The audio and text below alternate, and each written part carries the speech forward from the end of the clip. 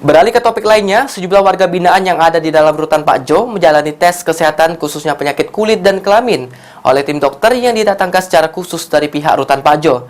Dari pemeriksaan, ditemukan sejumlah warga binaan mengalami penyakit menular sehingga harus dilakukan isolasi khusus.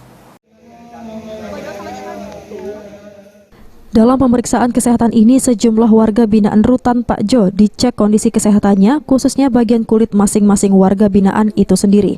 Dari pemeriksaan tersebut, tim medis yang didatangkan oleh rutan Pak Jo menemukan sejumlah warga binaan yang mengalami penyakit menular seperti skebis, lalu infeksi jamur dan dermatitis lainnya.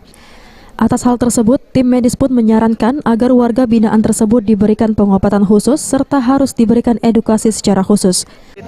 Untuk penyebarannya bisa terus terjadi, paling tidak kita bisa minimalkan dengan pemberian obat-obatan yang sudah kami berikan sekarang ini. Kemudian edukasi juga kepada pasien, meskipun diletakkan dalam satu sel atau satu ruangan yang sama, jangan saling tidur berdekatan atau empit-empitan gitu, agak dikasih jarak sehingga akan meminimalkan juga. Untuk mengatasi adanya warga binaan rutan Pak Jo mengalami penyakit kulit dan kelamin, rutan Pak Jo akan terus memberikan pengobatan serta menyiapkan ruang isolasi khusus. Terus memantau mereka. Yang kedua, kita akan terus memberikan pengobatan. Yang ketiga, apabila mereka menurut dokter itu harus diisolasi, kita akan sediakan tempat untuk diisolasi. Begitu kira-kira. Sejauh ini menurut Bistok, sejumlah warga binaan yang menghuni di rutan Pak Jo telah mencapai 1.500 lebih.